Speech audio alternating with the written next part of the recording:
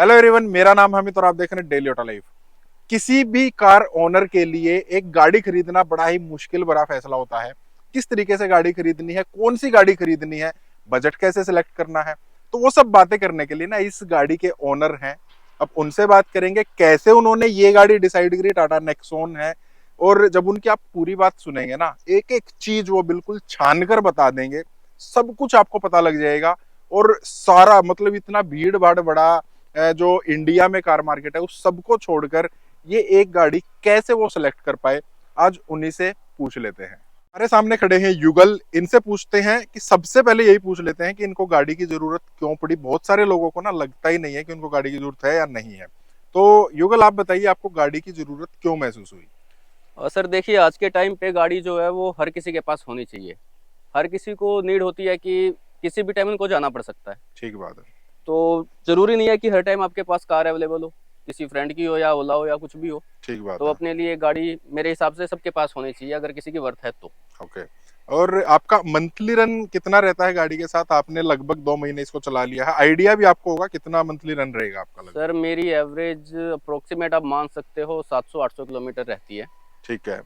और तो इतने रन के लिए आपने कैसे डिसाइड किया कि आपको बजट क्या रहेगा आपका गाड़ी का? सर बजट अपनी इनकम के हिसाब से होता है। देखो, अगर किसी की ज़्यादा है तो बड़ी गाड़ी अफोर्ड कर सकता है, किसी का कम है तो छोटी लो।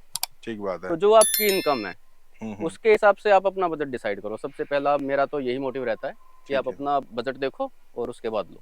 तो आपने मंथली इनकम के हिसाब से कैलकुलेट किया या ईयरली इनकम को आपने थोड़ा सा कैलकुलेट किया था? सर दोनों ही कैलकुलेट किए थे मैंने तो। Okay okay. तो जितना आपका ईयरली बजट है, ठीक है। आप उसके अकॉर्डिंग गाड़ी परचेज करो और फिर ये देखो कि आप उसको मंथली कैसे मैनेज करोगे। ठीक है। तो मंथली अगर जितनी मेरी सैलरी है उस हम्म। सैलरी के हिसाब से अगर आप देख लो 20-30% में अगर है तो मेरे हिसाब से वेल एंड गुड है ये। Okay okay. वो कैसे डिसाइड किया कि आपको पेट्रोल लेनी है या सीएनजी लेनी है, डीजल लेनी है? फ्यूल कैसे आपने डिसाइड किया? सर फ्यूल का ऐसे है, जिसको ज़्यादा रनिंग है ठीक है। वो सीएनजी पे जाए, जो मेरा मतलब थिंकिंग है, जो मेरा पॉइंट ऑफ व्यू है। हम्म। और जिसका कम रनिंग है वो पेट्रोल चलाए। ठीक है। तो पेट्रोल में ये है कि सर स्टार्टिंग प्रॉब्लम बहुत कम रहती है। कभी हम्म। भी आप देखना डीजल गाड़ी में स्टार्टिंग इशू रहेगा ही रहेगा, वो किसी भी ब्रांड का आप लो। हम्म। सीएनजी में भी स्टार्टिंग इशू रहता है। ठीक है। पेट्रोल वो है, अगर आपकी रनिंग कम है तो आप फिर पेट्रोल लीजिए। और आई थिंक सीएनजी स्टार्टिंग में खरीदने भी महंगी पड़ती है, एक हाँ, लाख रुपए डेढ़ के लाख रुपए आसपास। के आसपास मैंने पंच देखी थी। ओके। तो वो पेट्रोल और सीएनजी में अप्रोक्सीमेट 1 सवा लाख रुपए का उन्होंने डिफरेंस बताया था मुझे। ओके, तो इस वजह से आपने फिर सीएनजी को छोड़कर और पेट्रोल। हाँ सर, मेरी रनिंग कम है, मैंने आपको पहले भी बताया। ठीक है। अगर मेरी रनिंग ज़्यादा होती, मान लो मेरी रनिंग होती 3,000 किलोमीटर या 4,000 किलोमीटर, हम्म। तो मैं सीएनजी प्रेफर करता ओके। तो अब आपने गाड़ी भी डिसाइड कर ली कि आपको पेट्रोल लेनी है। अब आपने इस बजट में गाड़ियां देखी कौन सी, उनको क्यों नकार दिया?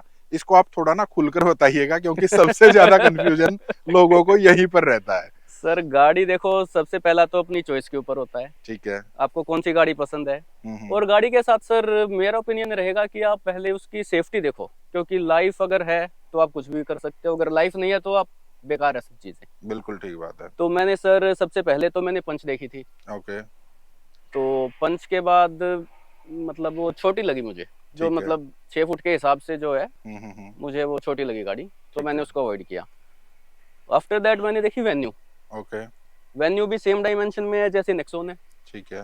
पर जब मैंने उसको चलाया, उसके अंदर बैठ के मैंने देखा, तो मुझे वो कंजस्टेड सी लगी। ठीक है। मतलब तो वो कंफर्ट नहीं आया जो इस टाइप की गाड़ी में आना चाहिए। ठीक है, तो आपने उस वजह से उसको भी कैंसिल किया। हाँ, मैं वेन्यू को भी कैंसिल किया सर। फिर नेक्स्ट? फिर नेक्स्ट मैंने ब्रेजा देखी। ओके, इसका सबसे बड़ा जो हाँ, राइवल है जो वो ब्रेजा है। कंपटीटर है वो ब्रेजा ही है। ठीक है। पर ब्रेजा ठीक थी, हम्म। सारी चीज़ें ठीक थी, बट मन नहीं माना सर। मारुति की गाड़ी पे मन नहीं मानता सेफ्टी को लेके। ओके, लेकिन 4 सर स्टार है वो फिर भी। सर गाड़ी 4 स्टार कुछ भी हो, पर जब तक मन ना माने तो नहीं लेनी चाहिए। ठीक बात है। और दूसरी चीज़ क्या कि उसका इंजन भी इससे अच्छा था। ओके, लेकिन स्टिल आपने वो गाड़ी छोड़ दी? बिल्कुल छोड़ी सर, जब मन नहीं मानता मन तो नहीं नहीं लेनी। मानता सेफ्टी को लेकर? सेफ्टी बिल्कुल, उसमें 2 एयर बैग है सर, ये 5 स्टार है फिर भी इसमें 6 एयर बैग है। अच्छा अच्छा, हाँ बिल्कुल ठीक बात है, एक बड़ा मेजर पॉइंट इसको मान सकते हैं। सेफ्टी सर बिल्कुल प्रेफरेंस है मेरी। अच्छा, मतलब युगल, आप लोग समझ रहे होंगे ना, युगल की सबसे पहली प्रायोरिटी है सेफ्टी। अगर आप 10-11 लाख रुपए लगा रहे हैं किसी चीज पर और वो सेफ नहीं है तो कोई फायदा नहीं। आई थिंक ये सर इतने जब तक पैसे मन लगाने नहीं का। माने तो मैं तो यही कहूँगा कि ना ही लो। ठीक बात है। आपके मन के ऊपर है। तो अब सेटिस्फेक्शन प्रेफरेंस है सर। ओके, तो आपने लगभग ये गाड़ी छोड़ दी आपने, आई थिंक हमारी बात हुई थी हुंडई की, आपने एक्स्ट्रा भी देखी थी शायद। सर वो तो आई10 न्यूज़ ही है, उसमें तो क्या ही देखेंगे, अच्छा बस उसका डब्बा चेंज कर दिया ऊपर का, अच्छा अच्छा, सिर्फ डब्बा ही डिजाइन। है वो, डब्बा ही है, ज्यादा कुछ नहीं है। ठीक बात है। अब एक और चीज देखिए जो सबसे ज्यादा कंसर्न करती है ना टाटा की गाड़ी को लेकर, कि इसके कंपटीशन में जो भी गाड़ी हम ले ले, वेन्यू है, ब्रेजा है, एक्स्ट्रा है, उनमें 4 स्टार सिलेंडर वो 4 सिलेंडर इंजन आते हैं, लेकिन इसमें 3 सिलेंडर इंजन है। तो आपको लगा नहीं यार कहीं ये ज्यादा आवाज करे, रिफाइनमेंट कम ना हो, तो वो कैसे टैकल किया?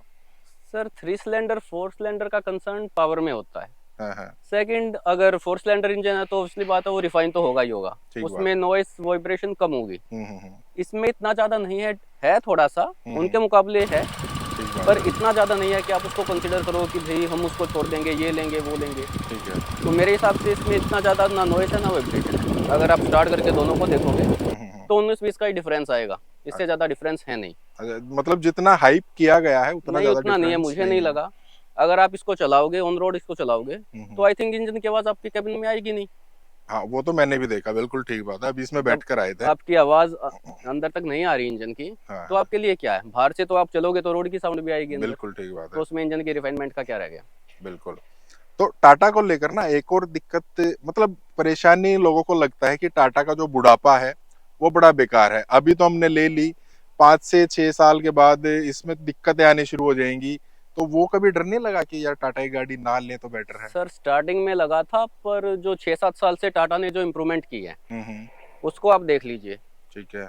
उसमें तो मुझे नहीं लगता इस टाइप का कोई कंसर्न होगा। मुझे नहीं अ, लगता इस टाइप से भी कुछ। मतलब पहले जो इंडिका वगैरह आती थी। वो तो सर ओल्ड जनरेशन है, अब जो आ रही है आप उसमें देखिए ना, अब फेसलिफ्ट में आप देख लीजिए ठीक बात है। कितना चेंजेस है गाड़ी में। ओके, नेक्स्ट फिर से टाटा को लेकर ही है। अब टाटा हमने गाड़ी ली है, लगा नहीं कभी कि मतलब यार इसकी सर्विस को लेकर तो बड़ा हल्ला रहता है, आप किसी सोशल मीडिया को देख लीजिए, लोग बाग मतलब गाली ही देते हैं एक किस्म से, यार टाटा की सर्विस बड़ी बेकार है। सर वो तो हर एरिया के ऊपर डिपेंड करता है। ओके, अब मैं जिस एरिया में रहता हूँ वहाँ पे मुझे सर्विस ठीक लगी, ठीक है। शायद जिसने बोला होगा उसके एरिया में टाटा की सर्विस ठीक नहीं होगी। ठीक है। वो तो पर्सन टू पर्सन वेरी करता है ना सर।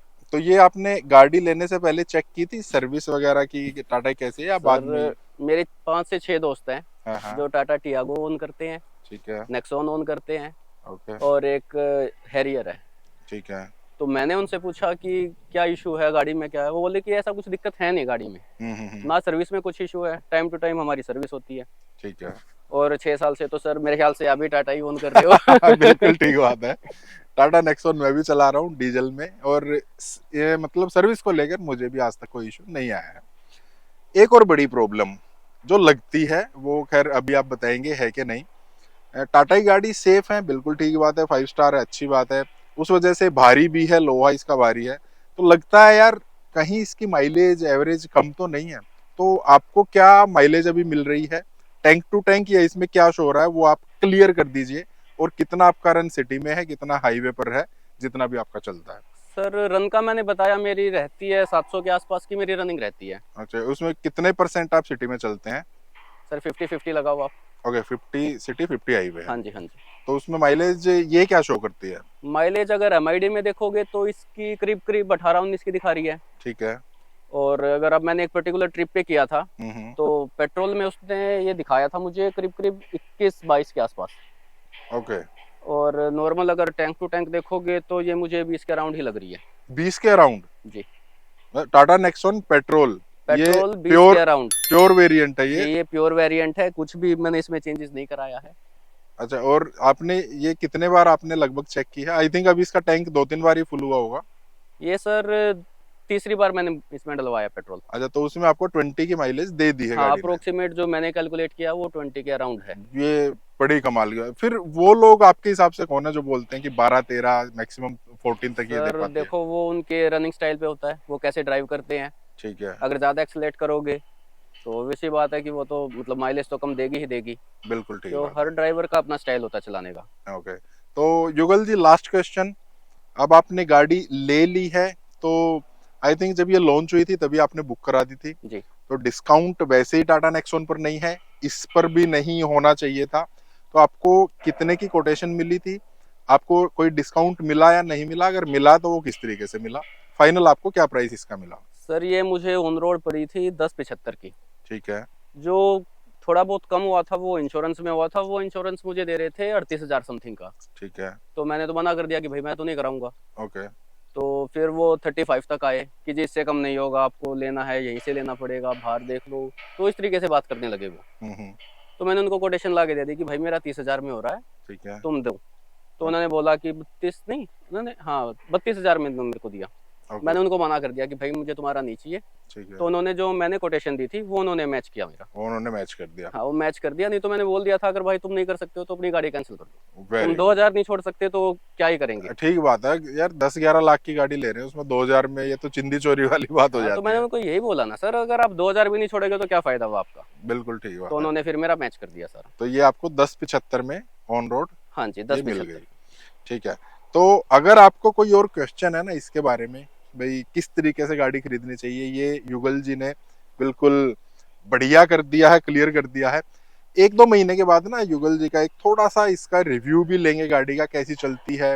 माइलेज आपने देख लिया है, 2 महीने बाद क्या माइलेज आ जाएगी, क्या इसके पॉजिटिव है, क्या इसके नेगेटिव है। कोई भी गाड़ी परफेक्ट तो नहीं होती है, छोटे मोटे नेगेटिव हो सकते हैं। तो वो सब बात करेंगे लगभग 2 महीने के बाद, फिर से हम इस गाड़ी को लेकर हाजिर हो जाएंगे। तब तक के लिए इस चैनल को लाइक सब्सक्राइब वीडियो कर दीजिएगा। मिलते हैं नेक्स्ट वीडियो में। Thank you.